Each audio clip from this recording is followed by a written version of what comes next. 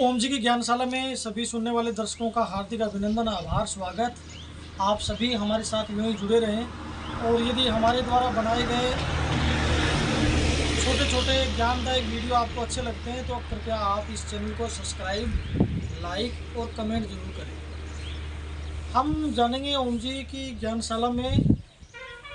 ओम जी, मैं देख पा रहा हूँ आजकल हमारे समाज में, परिवार में, गांव में, शहरों में टूटते हुए रिश्ते आज की एक बड़ी समस्या हो गई है। क्या इन टूटते हुए रिश्तों में हम एजुकेशन का बढ़ता प्रभाव ज़्यादा माने, या व्यक्ति की भागादौड़, या फिर कोई अन्य कारण? आप इसके बारे में क्या कहना चाहेंगे अपने सुनने वाले दर्शकों को? क्योंकि आपके सुनने वाले जो लोग हैं ज़्यादातर वो 25, 30 और 40 साल के हैं।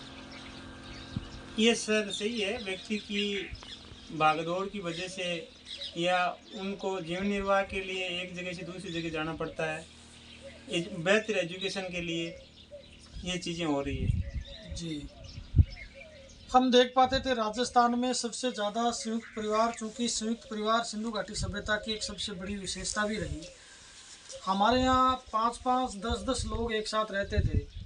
अब धीरे धीरे मैं देख पा रहा हूँ कि एक घर में ज़्यादा से ज़्यादा एकल परिवार के लोग ही हाँ, रह रहे चार हैं। चार आदमी। मम्मी पापा, दो और दो बच्चे, बच्चे। एक हाँ। बच्चा, जो भी हो। तो ये इस हिसाब से तो ये आने वाले समय में इसके और भी खतरे हैं। सही बात है सर। मतलब एकल परिवार में जो बुजुर्गों की देखभाल है वो नहीं हो पाती, और बुजुर्गों की देखभाल के लिए व्यक्ति को संयुक्त परिवार में रहना जरूरी है। आप देखते हो यहाँ से कई लोग फौज में जाते हैं, वो अपने माता पिता को साथ में ले जा नहीं सकते। अगर संयुक्त परिवार होगा तो जो यहाँ पीछे खेती करने वाले हैं वो अपने माँ बाप का ध्यान रख सकते हैं। मैं अपना खुद का उदाहरण दूँ, मेरे अंकल जी फौज में थे और मेरे दादाजी यहाँ गांव में रहते थे, तो उनकी देखभाल मेरे पिताजी, मेरे चाचा जी सभी ने मिलकर की। तो ये मतलब अच्छा उदाहरण है। अगर आप मिलजुल के रहते हो तो आप नौकरी आराम से कर सकते हो। आप देखते हो फौज में जो नौकरी करते हैं या अर्धसैनिक बलों में नौकरी करते हैं तो घर की परेशानियों को देखते हुए कई बार सुसाइड भी कर लेते हैं। तो समाज को इस तरफ ध्यान देना चाहिए। बड़े जो शिक्षाविद हैं, समाजशास्त्री हैं, वो किस प्रकार से और किस प्रकार की एजुकेशन दें ताकि टूटते परिवेश में, बदलते परिवेश में टूटते समाज को बचाया जा सके? यही है सर, सफलता के लिए कोई शॉर्टकट नहीं अपनाए। व्यक्ति संस्कार लेकर के अच्छी तरह शिक्षा ले, उसमें टाइम लग सकता है लेकिन आदमी सफल भी हो सकता है और अपने परिवार की देखभाल भी कर सकता है। जी, और आजकल मैं देख पा रहा हूँ बच्चों में ये संस्कार दूर दूर तक नहीं है। बच्चे इस आपाधापी और भागदौड़ भरी ज़िंदगी में वो अपने मम्मी पापा या अपने आसपास के लोगों को फॉलो करते हैं। तो इस बारे में आप आने वाली नई जनरेशन या नई पीढ़ी को क्या सलाह देंगे ताकि वो अपने टूटते हुए परिवेश के बारे में जानें और इसे आगे बढ़ाने के लिए सोचें? सर, माँ बाप खुद संयमित रहे और बच्चों को अच्छे संस्कार दे और सफलता का कोई शॉर्टकट नहीं अपनाए तो बच्चे आराम से न केवल उनकी देखभाल करेंगे। अगर आप माँ बाप खुद अपने माँ बाप की देखभाल करेंगे तो बच्चे भी उनकी देखभाल करेंगे। क्या तो गिव एंड टेक फॉर्मूला है सर ये। जी जी जी, तो क्या एजुकेशन में भी इस प्रकार के पाठ, लेसन लगने चाहिए जिससे बच्चों को संस्कार रूपी शिक्षा दी जा सके? हाँ सर, ये कुछ आदर्श प्रस्तुत करने वाले ऐसे पाठ होने चाहिए ताकि उनको देख करके वो अनुकरण करे और आगे बढ़े। आगे बढ़े। जी, अब मेरा इसी से जुड़ा हुआ अगला प्रश्न है।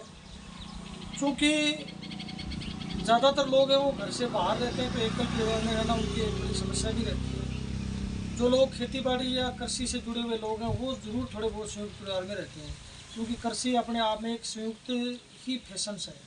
तो इस बारे में आप क्या कहना चाहोगे? जो सर एकल परिवार है वो धार्मिक कार्यक्रमों में या त्योहार वगैरह पर उनको आना चाहिए और सभी के साथ मिल करके बैठ करके त्योहार मनाने चाहिए ताकि उनमें आपस में सहयोग की भावना विकसित हो। जी, आने वाली पीढ़ी विशेष रूप से नए संस्कारों को जरूर सीखे, रूढ़िवादिता को छोड़े। हमारे परिवार में हमारे बुजुर्ग, हमारे पूर्वज किस प्रकार के रहे हैं, उनकी किस प्रकार की उपलब्धियां रही हैं, इसको भी जाने। और ओम जी के विचार आप बराबर सुनते रहे। ओम जी, इस बारे में आप क्या कहोगे? हमें कैसे अपने जो हमारे जो पूर्वज हैं उनकी उपलब्धियां, हमारे अच्छे संस्कार, मैं यहाँ रूढ़िवादिता से जुड़े हुए संस्कारों की बात नहीं करूँगा, रूढ़िवादिता को तो हमें छोड़ना ही छोड़ना है, हम अच्छे संस्कारों को किस प्रकार उनको सुने और हम भी अपने बच्चों को कैसे बताएं? ये सर, आप व्यक्ति जब एक साथ समूह में रहता है तो अपने जो भी बुजुर्ग हैं उनकी बातें वगैरह बच्चों को बताएगा, तो वो फिर उनमें भी एक प्रेरणा जगेगी कि हमारे दादाजी ने वो किया था, हम भी कुछ करें। तो इस प्रकार मतलब बच्चों को हम आगे बढ़ा सकते हैं। जी जी जी। और गांव के बूढ़े बुजुर्ग और जो अभिभावक लोग हैं उनका भी ये नैतिक कर्तव्य बनता है कि वो अपनी आने वाली पीढ़ियों को इस बारे में बराबर अवगत कराते रहें और अपने संस्कारों को बराबर से बच्चों को देते रहें, ताकि अपनी आने वाली नस्लें किसी प्रकार से दुष्प्रभावित ना हो। दुष्प्रभावित न हो। तो ये थे ओम जी के छोटे छोटे विचार, जो हम एक दो दिन के बाद आपसे जुड़े रहते हैं। आप इस प्रकार के, हो सकता है आप हमारे विचारों से सहमत हो या न हो, लेकिन हमारी बातें गलत नहीं हो सकती, इसलिए आप हमारे साथ जुड़े रहें और हमारे विचारों को सुनते रहे। हम मिलते हैं अगले पार्ट में। जय हिंद, जय भारत।